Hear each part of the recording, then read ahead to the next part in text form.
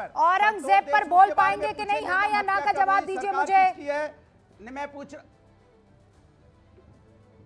क्योंकि आप चाहते नहीं कि मैं बोलूं, आप चाहते नहीं मैं बोलूं, क्योंकि आपको पता है मैं बोलूंगा तो पोल खोलूंगा, तो आप डर जाती हैं कि सुधांशु जी संतोष देशमुख का जवाब कैसे देंगे? सरपंच की हत्या हुई है, निर्मम हत्या हुई है, अभी किसका शासन चल रहा है? किसका शासन? अपना वीडियो निकाल के सोशल मीडिया पर डाल देना, किसका शासन है? तो लोगों को दिख जाएगा व्यक्ति पार्लियामेंट के अंदर में आप सब बोल के चला जाता हूं, इन्होंने एक बार आपको इतना लगता है ना निकाला, क्योंकि जवाब नहीं है, जवाब नहीं है। संतोष देशमुख कौन है? हिंदुस्तानी नहीं है, डाल दीजिएगा सोशल मीडिया पे, आपको पब्लिक देख लेती है ना, निर्मम हत्या हुई है। आपने आपने मुर्दाबाद बोलने की हिम्मत है? आपकी मुर्दाबाद बोलने की हिम्मत है? धनंजय मुंडे को मुर्दाबाद बोलने की हिम्मत है? आपको पवार साहब जो उनकी पार्टी के चीफ है मुर्दाबाद बोलने की हिम्मत है? कौन था वो संतोष देशमुख? क्या है संतोष देशमुख? एक व्यक्ति, आम व्यक्ति, सरपंच, जिसकी सरेआम दिनदाड़े हत्या कर दी जाती, निर्मम हत्या। जवाब देइए, आपके पास नहीं है, क्योंकि आप इतिहास में ले जाके देश को भटकाना चाहते हैं। हमने पहले बोला, फिर बोलता हूं कि औरंगजेब की वकालत नहीं करते। औरंगजेब मेरे नगर में किसी को नहीं पड़ी थी, किसी को नहीं पड़ी थी, कब्र में है औरंगजेब, किसी को नहीं पड़ी है औरंगजेब की। कौन लेकर आया है? गड़े मुर्दे किसने उखाड़े हैं? अपने अबू आजमी को संभालिए ना, उनकी जुबान पर ताला लगाइए ना आप, तो जाकर हम ये सवाल पर भी पूछ लेंगे। सुधांशु त्रिवेदी 30 सेकंड संक्षेप में, और उसके बाद बाकी मेरे मेहमान। बोला ना सर, आपने बोला ना, वो आप ही स्क्रीन पर थे। सुधांशु त्रिवेदी करने वाला कौन? किसका शासन चल रहा है? कौन? मुगल शासन तो नहीं है। आप चुप हो जाइए सुधांशु जी। कैसे हत्या हो गई औरंगजेब पर मैं पूरा टाइम आपको एक्सपोज करूंगी, शब्द नहीं बोल पाएंगे एक आप। सुधांशु अनुराग भदौरिया जी, अब मैं कहता हूं, संतोष देशमुख के मुद्दे पे मंत्री धनंजय मुंडे ने इस्तीफा दिया नैतिक जिम्मेदारी लेते हुए, और लाखों हिंदुओं को मरवाकर औरंगजेब ने गाजी की उपाधि ली। मेरे भाई कुछ तो दिमाग रखो भाई, किस चीज से क्या तुलना करने लगते हो? इससे साफ एक्सपोज हो जाता है। और भदौरिया जी, मैं चैलेंज करके कह रहा हूं, डालो ना सोशल मीडिया पे अगर तुम्हारे पास फैक्ट है। मैंने एक से एक फैक्ट बोले। और सुनिए, मसीर आलमगिरी जो औरंगजेब के समय के शाही फरमानों का संकलन है, यानी government order, I am not coating the book, उस मसीर आलमगिरी में लिखा हुआ है 6 अप्रैल 1669 को उसने कहा उत्तर भारत के सारे मंदिरों को तोड़ दिया जाए, इंक्लूडिंग काशी विश्वनाथ। 2 सितंबर 1669 को कहा गया हुक्म की तामील हुई, गवर्नमेंट ऑर्डर अवेलेबल है। जनवरी 1670 में कहा गया मूर्तियों को मस्जिद की सीढ़ी पर लगा दिया जाए। औकात नहीं है तुम्हारी बोलने की, इसलिए आए बाएं करते हो। फिर मैं भदौरिया चैलेंज कर रहा हूं, वीडियो डालो, कोई फैक्ट, वीडियो डालो अगर कोई फैक्ट हो तो। सारे फैक्ट बोल रहा हूं, मुद्दा डाइवर्ट करने की बात कर रहे हो। ईमानदारी से अबू आजमी को अध्यक्ष पद से हटा देना चाहिए था, मगर आपकी पार्टी में हैसियत नहीं है, क्योंकि औरंगजेब फैन क्लब के आप लोग बहुत बड़े मेंबर है। मेरी औकात की बात रुकिए, अब रुकिए। हमारे साथ किशोर तिवारी भी है, दीपक चौरसिया भी, असीम वकार भी आ गए हैं। किशोर तिवारी जी, बड़ा साथ में थे आप लोग, और आज इस मुद्दे पर मुझे बताइए, आप साथ में हैं कि दूर खड़े हैं? नहीं, हम उनसे फासला बनाकर बहुत देर हो गए, ना ही वो विपक्ष के साथ है। लेकिन आज महाराष्ट्र में जो कुछ भी हो रहा है, लोगों की भावना बहुत आहत है।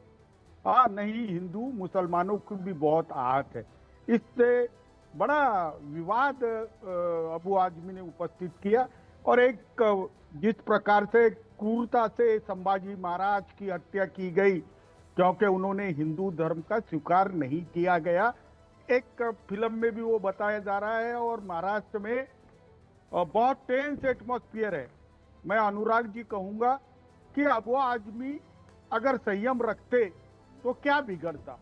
और अभी आप देखिए, सारा विपक्ष और सत्ता पक्ष एक होके उनको निष्कासित किया। इसका मतलब लोगों की भावनाओं को एड्रेस किया जा रहा है।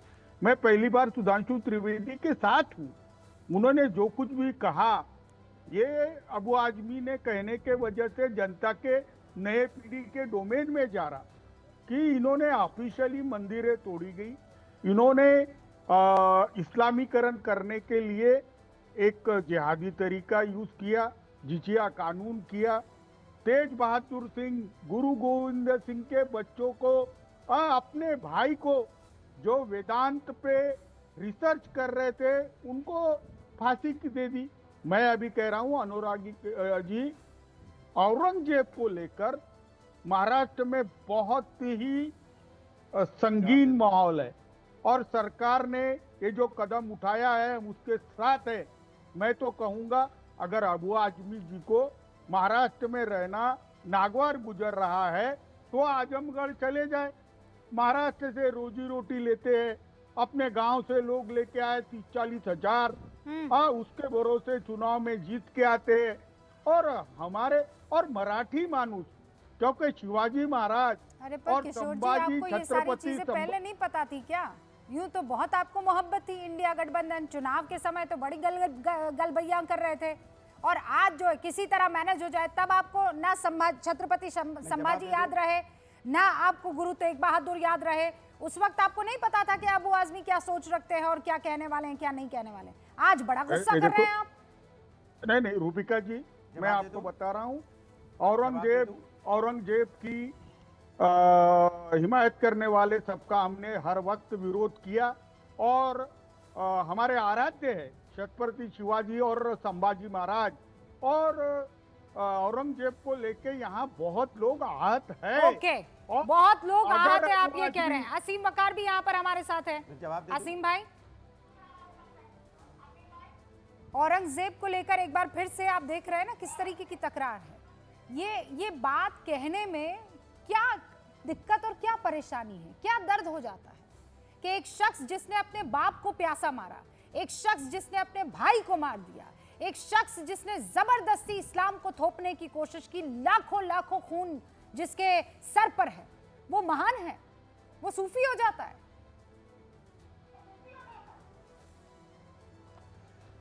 देखिए, जब तलक के मेरा मानना ये है, मेरा पर्सनल मानना ये है कि जब तलक के दिल्ली में मानसिंह रोड रहेगा, जयसिंह रोड रहेगा, जब तलक के जयपुर रहेगा राजस्थान में, तब तलक के मुगलों को और औरंगजेब को कोई ख़त्म नहीं कर सकता। ये सब जिंदा रहेंगे।